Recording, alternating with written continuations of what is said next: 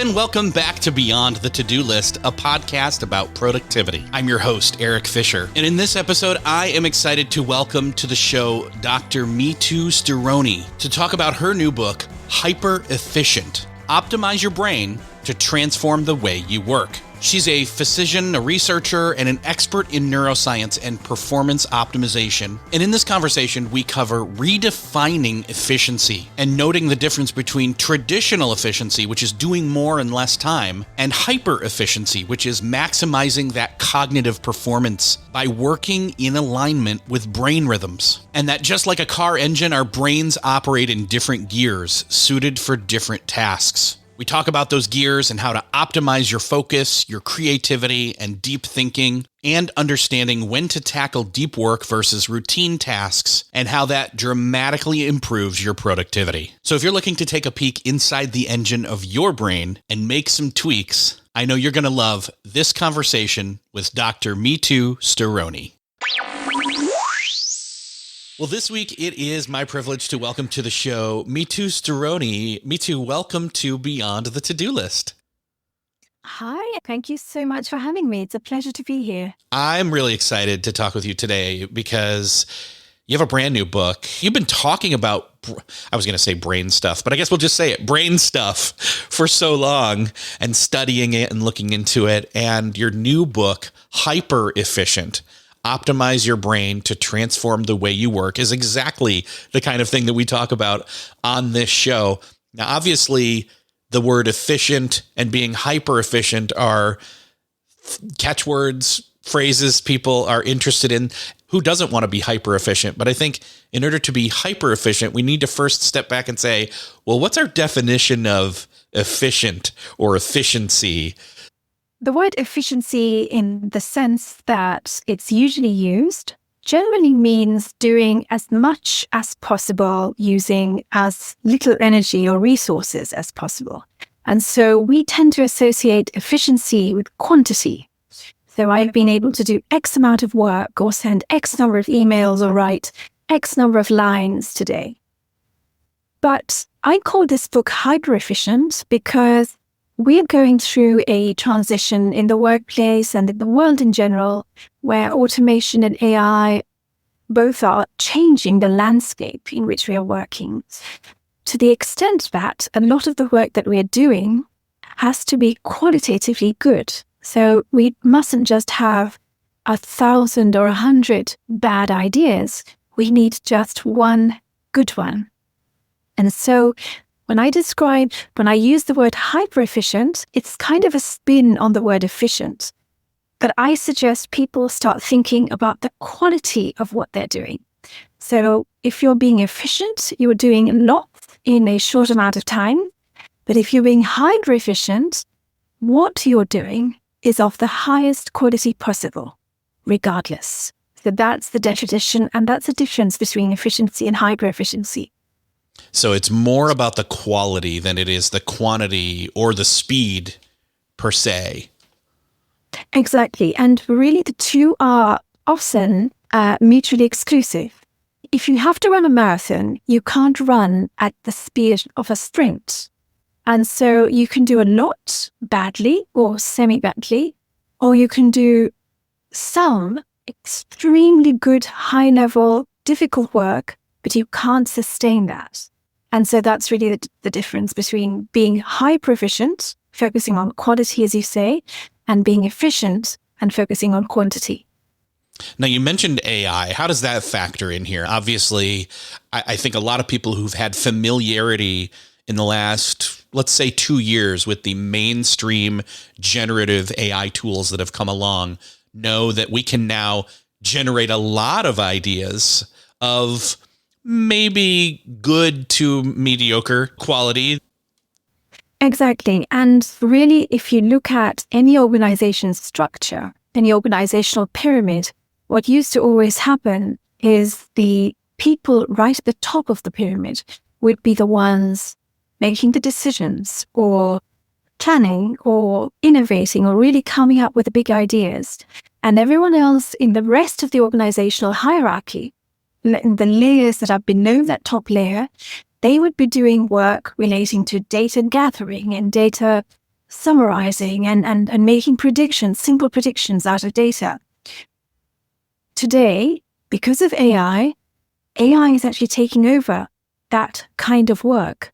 And so people who are at the other layers of that organizational hierarchy, not just the topmost layer, everyone is now having. So generative AI is really taking over a lot of the kind of simplistic, routine work, mindless work that humans have been doing for the last 50 years. And whether we're talking about generative AI or not, really the bulk of the work is quantitative, that it's taking over. For instance, we now know that certain AI chatbots can also create PowerPoint presentations, which used to be a form of creativity, used to be seen as something that needs a lot of thought, needs a lot of creative thinking. But now even that can be delegated, which frees up lots of cognitive resources, lots of human brain power to use those AI models as tools. So we are now essentially, no matter which level of that hierarchy we're working in within an organization, we are all becoming CEOs with our AI assistants. And so we have to think in a more qualitative way. So you're saying the roles are being shuffled a bit in terms of these tools enabling some of the things that used to fall under certain people. They were the idea person, or they were the person that would do the problem solving or the training. Different aspects start to merge or be reassigned. The phrase that was a reaction to AI, the statement that AI is going to take all our jobs. And then the reaction statement was AI will take some jobs, but really it's going to be the jobs of the people that don't learn AI, was kind of what I heard as the reaction. What do you think about that? Yeah, I think that's a great reaction, because AI is essentially a very sophisticated tool. And with generative AI, we have permutations and combinations of that tool. So anyone in any domain of work now has at their disposal this extraordinary repertoire of personal assistance in the form of AI, which frees up so much cognitive space, mental resources to use those tools in the best way possible. So take a data gathering exercise, which a junior executive, a junior analyst in the past, often standard organization, would be responsible for gathering data, presenting it, creating it into a beautiful presentation, and then offering it to the rest of the organization, to the CEO, to the C-suite level, for them to make decisions, to understand what is taking place within an organization. Now, at the touch of a button, you can have an AI model able to do this, which means no matter where you are in that hierarchy, you have these tools and you can do work that's at the next level to what you were doing before. So you can now use these tools to make decisions yourself on the data that AI is gathering for you, or making predictions on that basis. And you can use those predictions in a span that used to be impossible through time constraints and through simple cognitive resources, just mental energy constraints in the past. So you're right, knowing how to use those tools opens up an enormous new landscape and universe. That's definitely one of the ways to go about it, is to utilize an external tool to allow it to do some of the heavy lifting. It's like sitting on a bike. You're still pedaling. You're still engaging your own brain. You're using some of your brain power, but the pedaling and the gears and the wheels are doing a lot more of the work to get you a lot further, a lot faster, which kind of goes back into our efficiency, quality, quantity hypothesis there. With the book being about optimizing your brain, what are some ways that we can actually train our brain, or what are your perspectives in terms of how do we get the most out of our brain without burnout? In other words, tapping into those rhythms that are best suited towards using our brain. So we have really forgotten over the course of the last 100 years or so that the brain or the mind is not like muscle. It's also not like a machine. And after the Second World War, when we switched a large part of non-agricultural work from manual to knowledge. People moved from factories into offices, from what we've called blue-collar work to white-collar work. We changed what we did, but the template of the way in which we did it really stayed the same. We clocked in the morning, just like we would have done in a factory. We clocked off in the evening, just like we would have done in a factory. We worked continuously through the day at the same pace. This is not how the brain is able to work at its best. And we have had data really accumulating for a very long time that the brain, if you make the brain work in a continuous fashion, the brain becomes fatigued very quickly. How quickly it becomes fatigued, of course, depends on the kind of work you're doing. But no matter what it is, there's a certain time boundary beyond which if you carry on working, your brain will carry on working. It's very intelligent in that basis, but how it performs, the way it thinks, the way information passes through the pathways within your brain become visibly and measurably increasingly inefficient. So if you are asked, for instance, think of 10 ways in which you can innovate the product you're working on. Just think of 10 ways, 10 new things you can do to it. If you're asked this question first thing in the morning after a night of sleep, you'll probably come up with 50 really great options. But if you're asked the same question in the evening, where your cognitive state is different, or even in the afternoon, after working the entire day, you will not be able to come up with so many good ideas. You may not be able to come up with a single really innovative idea. In fact, your performance may be no better than that of an AI. So when you're working with the brain, it's important to remember the time span you have to be able to do your best kind of work is limited. If you're doing really intense work, it can be as short as something like 20 minutes. If you're doing work that's slightly more relaxed, it's still a maximum of around 90 minutes, 90 to 100 minutes. When we are working and we force ourselves to continue working at the same pace beyond this time threshold, the quality of our work sinks very obviously. For a long time, none of this really mattered because most people in most organizations did work that mattered only quantitatively. So it was important to just do the hours or to produce the work. It didn't really matter how good the quality of your work was. It was standardized, like an assembly line template. The peaks didn't really matter as long as the minimum didn't drop below a certain threshold. So this worked, but the time has now come because AI is really taking over this kind of work, where you have to not just worry about how much you're doing. In fact, you don't have to worry about how much you're doing. You have to worry much more about getting your brain into that really optimal state where it can produce its best ideas, solve problems the best it can, be in the frame of mind where decision-making is optimal. And for all of those things, it has to work in bursts. It cannot work continuously. We've talked about on this show before with other experts, the idea of calendar blocking out your calendar and saying, okay, this is a dedicated time, no distractions, moving the phone away, single focused, single task, no multitasking, all those things. And different people have different ways of describing those kinds of time blocks, whether it's just dedicated time or, as I think you would say, there's a component where you can have the time blocked off, but if you're not present or if your brain is not in the right place or is not optimized for that chosen task at that chosen time, that is also the right time of day, that you might be doing less quality work. And so I have heard that there are different durations that are best for that. I know you have some insight into that. Right. So you're right. So the bare minimum to appreciate is that the brain cannot continue working at the same pace for a prolonged period of time. But then we can take this a step further and we can recognize that actually the brain works in certain very distinct states depending on exactly what kind of work it is doing. So the brain state you need to be in when you are doing creative work, when you're thinking about new ideas, waiting for an idea, solving a problem.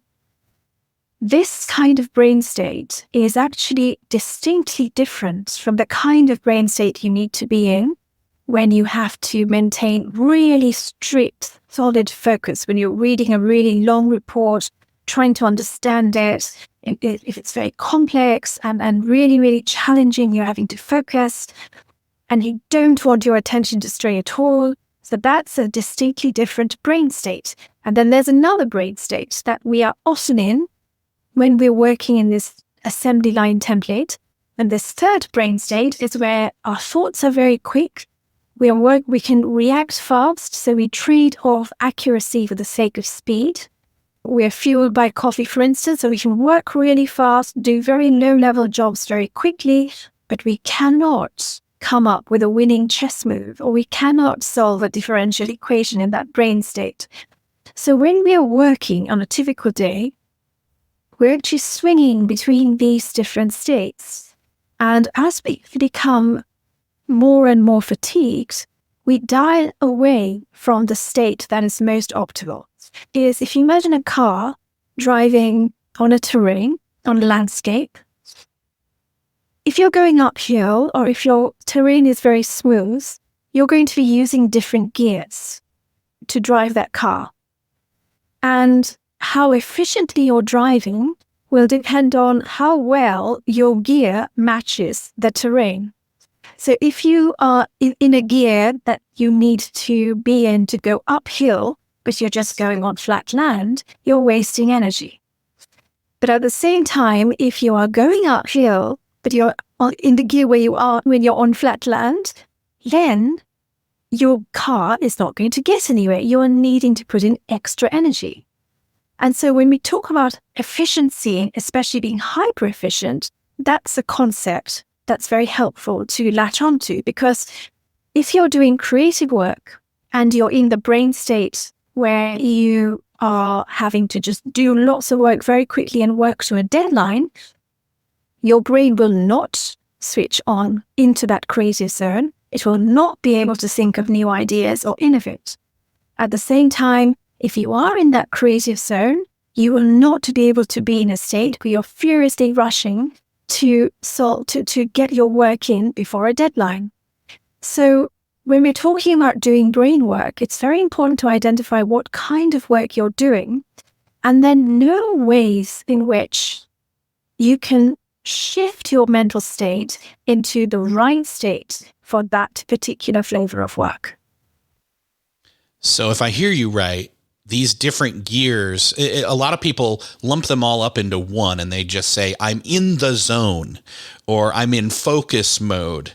And they use that as a catch-all. But what you're saying is by knowing the nuance of our own ability or our cognitive load at the time or the time of day, as well as matching that to the type of task or the type of work, we can actually become hyper efficient.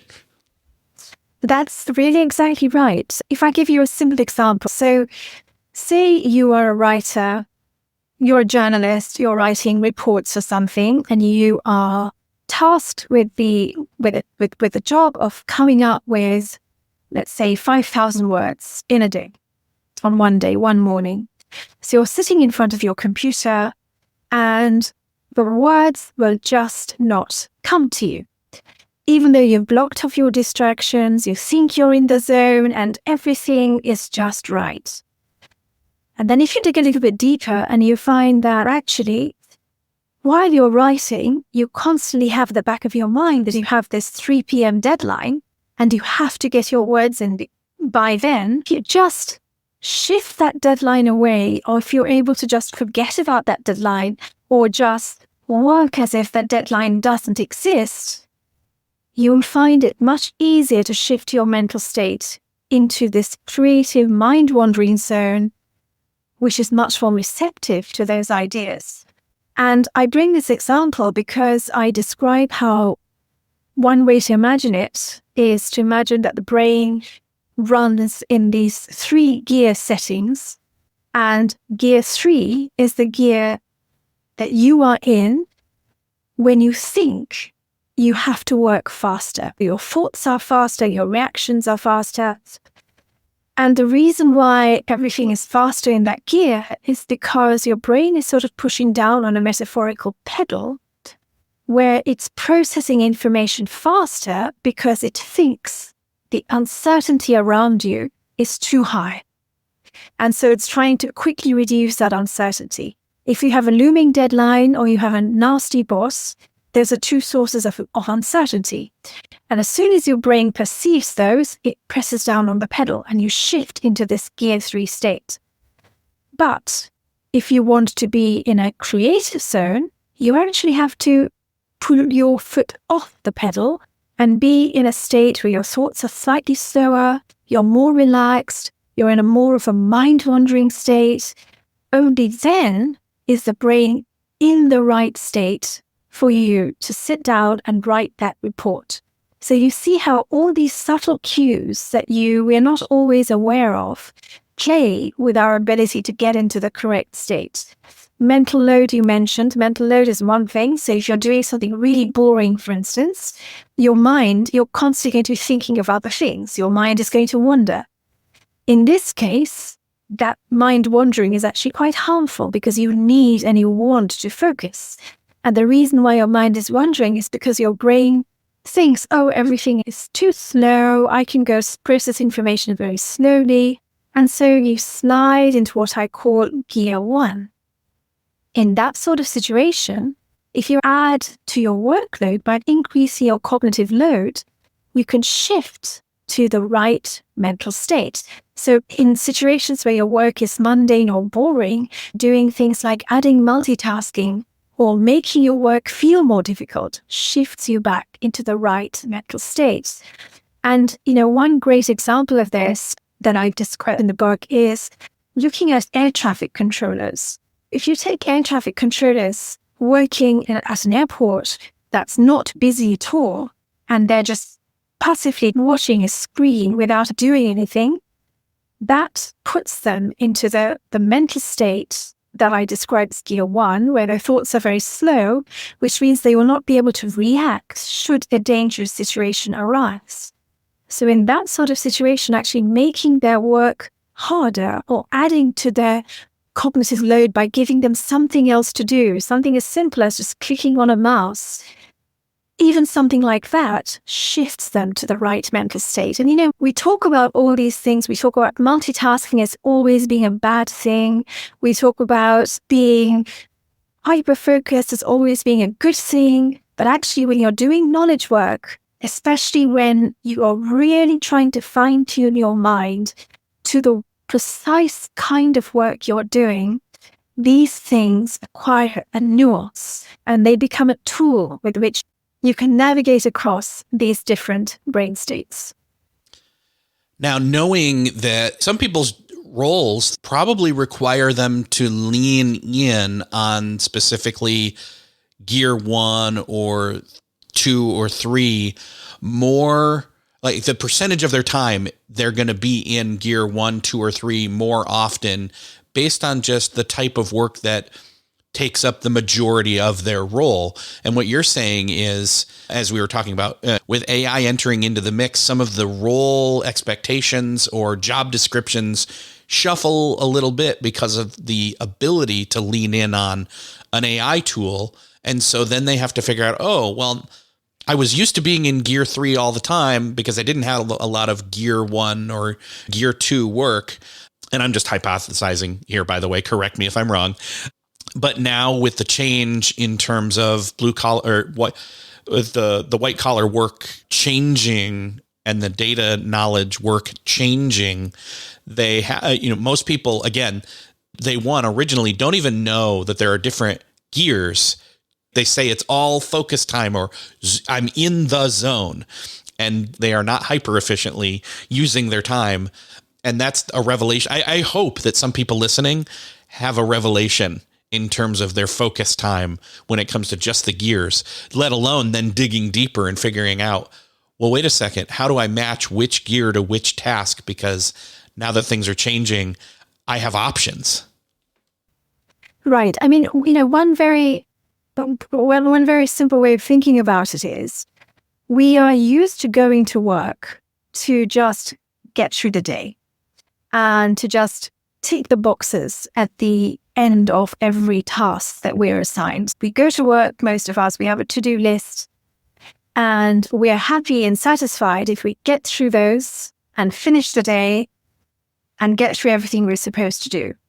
Work is measured these days still in terms of hours worked, overtime. During the pandemic, productivity was measured in terms of email traffic. And these are all just really quantitative aspects of work. We're not looking at what was the quality of each one of those emails you sent, or what was the quality of what you did during each one of those hours. We still measure productivity in terms of hours, quantity of work. And so this is a mindset we get into when we go to work every morning. So this is why we all have a tradition of waking up, taking however many cups of coffee we need to get into that really driven, really high velocity state of mind. And then we just zoom to work, zoom literally, not zoom as in a call, but we just get ourselves to work, and then we try to stay in that sort of high velocity pace to get through, to kind of bulldoze through these tasks that we want to get through by the end of the day. So you see, the whole mental attitude of work has been that for a large portion of time since the Industrial Revolution, even when work went from the hands to the head. But now, given that more organizations are adopting, and different domains of work are adopting all these tools that take care of the quantities, even emailing outside of the workplace can now be done by AI. I'm now getting a message on my Google Mail, are you emailing a friend? And I will write the email for you. So these kind of quantitative work is now increasingly being taken over by AI. Which means that when you get to work in the morning, your task may not be to tick those 10 boxes. Your task may be to have a brainstorming meeting where you have all these tools at your disposal, but you have to be the one coming up with the innovative way in which to use them, coming up with a plan or solving a problem that's arisen during the progress of the last task. So that mindset that you need to solve the problem or to come up with the innovative idea is very different to the kind of go, go, go mindset that we walk into work with as a general rule. So we need to have a slight shift, a slight pivot to appreciating what kind of mindset, state of mind do we need to be in to be able to do this best of all.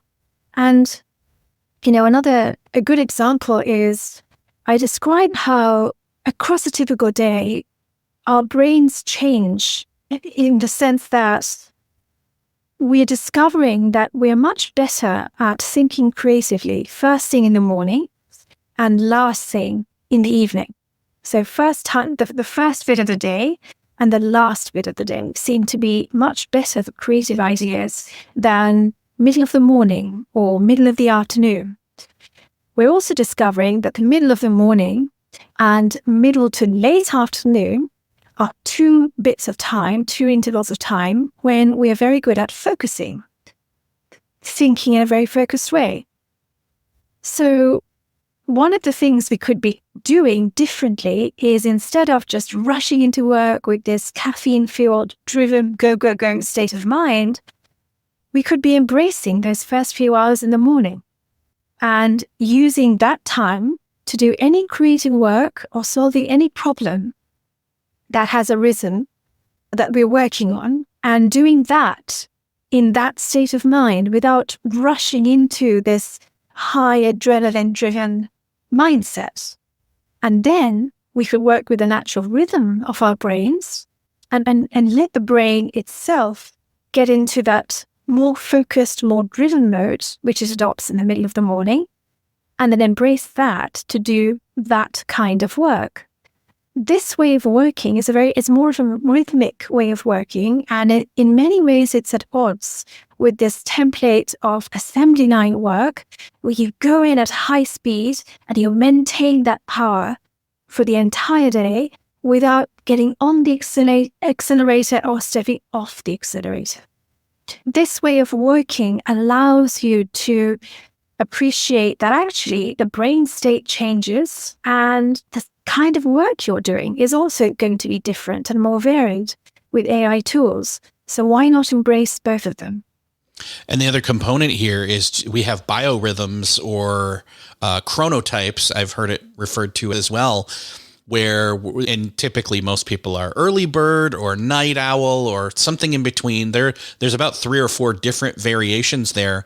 And then on top of that, we have the ability to work anywhere and anytime. And so all those components kind of shake up, but dictate that we must kind of know ourselves and know what our type is in order to then say, well, I know first thing I'm most creative, but I also don't get up until right before I have to be present or something like that. Or I'm a night owl. I do most of my best creative work in the evening, but I know that so then I can park things for future me for that very task segment of time.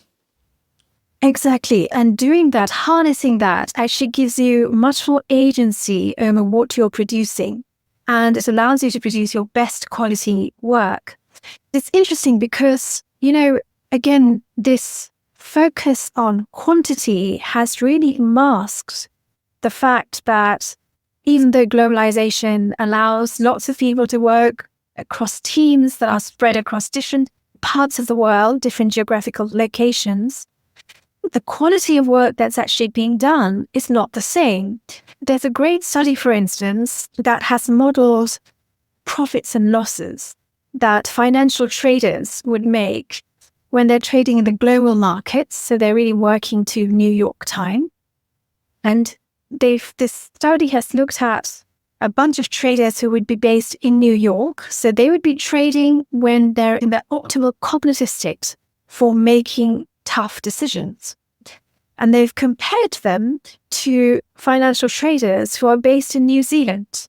So they're awake and they are aligned and in tune with their colleagues in New York, but they're working at a different time of day when they are naturally in a different cognitive state. And they've discovered that actually they make very different decisions simply on account of being in these different time zones, even though they have tried to train themselves to work or to be in the right mental state. They end up overall making worse decisions and hence making a much smaller profit than their colleagues who are making those decisions at the right cognitive state because they're in the right time zone. So when you're making decisions, that's a great example of where the quality of your decisions makes all the difference. It doesn't matter how many decisions you're making, but the quality of each one makes a really big difference. We have night owls, we have morning larks. Everyone has an optimal time when they know, you will intuitively know when you're doing your best work. And so appreciating that actually we're not just in one state, but in different states throughout the day, and then looking at the kind of work you are assigned, you are needing to do, and then kind of fusing all of those things together, also taking into account, as you say, your geolocation. So where are you working and what kind of mental state are you most likely to be in because of where you're working and when you're working, and making a decision based on all of that is much more likely to lead to the best results, best quality of productivity. Has your work found any kind of difference in terms of our ability or capability? I know that we have different times of day and all of that, but what about times of week? Like people feel like Friday's different than Monday and Wednesday, and do those show up at all in your research? So I haven't seen any data of the time of week, but if people have been working for very long hours and they've not been getting sufficient sleep, and the sleep deprivation piles on by the time you get to a Friday, then of course your performance is going to be negatively affected. such that your performance on Thursday or Friday after a week of very little sleep is going to be much worse than your performance on a Wednesday or on a Tuesday when you haven't quite accumulated that degree of fatigue. There is great data also that, and this is actually quite alarming for many of us because I certainly didn't know it before I saw the data, which is that if you are working as hard as, and a kind of a palpable example that most of us can relate to is as hard as the way you would work when you were preparing for a really important exam at school, a really important test at school. So the kind of the cramming.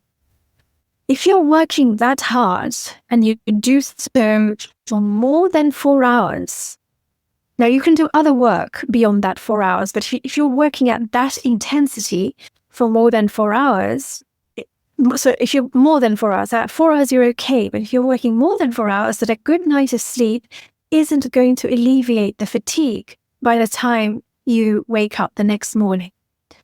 So you can only really overcome that kind of fatigue if you limit that intensity of work to only 4 hours a day.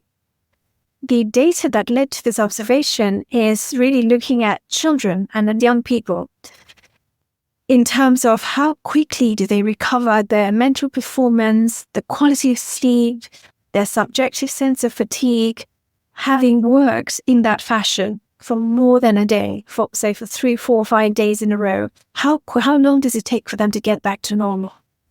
So coming back to your question, if you're working that intensely all week, then of course, by the time you even hit Tuesday or Wednesday, your fatigue is going to be cumulatively greater and greater, and your quality of performance will just fall off a cliff by the time you reach the end of the week. Are we talking 4 hours consecutively or cumulatively for a specific day? Cumulatively.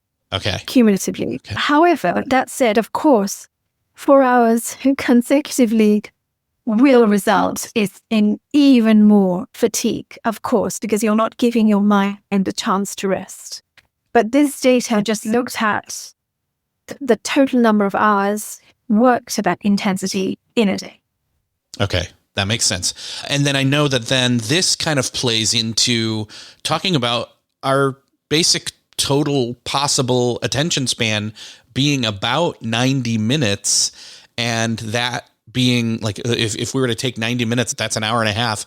2 of those 90-minute segments, that's 3 hours right there. So if we're dipping into 3 of those 90-minute intervals in a day, we're kind of pushing past that 4-hour mark. Exactly. And so one way to go around that is to work in what I describe as a power law pattern. And the reason why this is such an interesting concept is because when researchers looked at the way people used to work before we adopted these industrial assembly line templates. So for instance, if you look at the way that some of the greatest thinkers used to work, when they didn't necessarily need to think in an office or in a laboratory, so namely people like Charles Darwin, Freud, and Einstein, there's a great study looking at how these 3 individuals wrote letters. Now, in those days, letter writing was a form of peer review and really a form of publication in the scientific world. And so their letters gave you a sense of how much they were working, how frequently they were working, and how intensely they were working. And the data shows that if you look at the way, for instance, Darwin wrote his letters, he wrote the most difficult letters least frequently, and he wrote the easiest letters most frequently. So you can actually dilute that into a form of power law, where the harder the work, the shorter the length of time he did that work for. And this is a really interesting concept because this plays into the idea of energy preservation. When we used to be hunter-gatherers and we were foraging for food, it was more energy efficient for us to look nearby first and then go for long distances only rarely, only if we absolutely had to. That preserved our energy. So we didn't get hungry looking for food far away when there's enough to find nearby. And this power law way of conserving energy seems to have filtered down into different parts of the brain, different aspects of the brain's functioning, including the way we look for memories, we hunt for memories. So if we take the way Darwin and Einstein and Freud worked, and we kind of put all of this into the equation, we can say that when you work in 90-minute chunks, instead of working at the same pace for those 90 minutes, in which case you would quickly cross that threshold of 4 hours within 2 work sessions, if it is at all possible, a better way to do it is by working to a pattern. So you do the most intense, the most challenging, the most difficult work for no more than, depending on how difficult it is, approximately 20 to 30 minutes right at the start of that 90-minute chunk. And then pivot to slightly less difficult work, say for another half hour or so, and then pivot to even easier work. So if you were to plot your difficulty or your intensity on a graph, it would be a sort of a power law curve. And the curve would end into almost a flat line where you're working at a very light intensity, at which point you stop for a break. And that kind of solidifies your 90-minute chunk. If you were to repeat that, what that allows you to do is it sort of allows your brain to get rest without actually stopping working. And this is slightly different to the idea of a stop-start mode of work. So you can still carry on working for long periods of time. 90 minutes is a reasonably long period of time, but you're not exhausting yourself by the time you reach the end of the 90-minute clock. Yeah, and I feel like you're describing the pacing that you couldn't keep up. Oh, I'm just going to go to my top level and I'm just going to stay there the entire time because you'll burn out quickly. But also, if you go too slow, you're going to be bored and you're going to find yourself struggling to keep going. But that varying the speed, it's almost like changing the gears, and you break up, 20, 30 minutes, 20, 30 minutes, 20, 30 minutes, which actually kind of works with, I'm sure you've maybe heard of this, the Pomodoro method. But instead of coming back to the same task, you would shift to a different task instead, or a different modality of that task. That's right. It's just, what is actually happening here is as you're working, your brain is growing tired.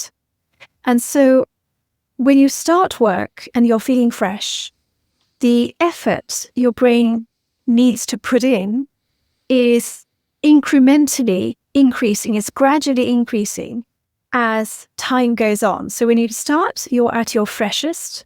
That's when you do your toughest work. And then when you switch to slightly easier work, your brain is already slightly tired. So its effort is actually constant. It's not having to put in more effort in order to keep going. You're kind of matching the effort to the intensity of work.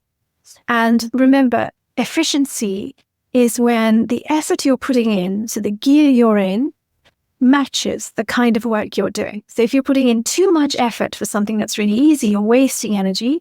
But if you're putting in too little effort for the work you're doing, then the work feels more difficult. So it's most efficient when there's a perfect match between the effort, so the power of your engine, if you like, and the work that you're doing.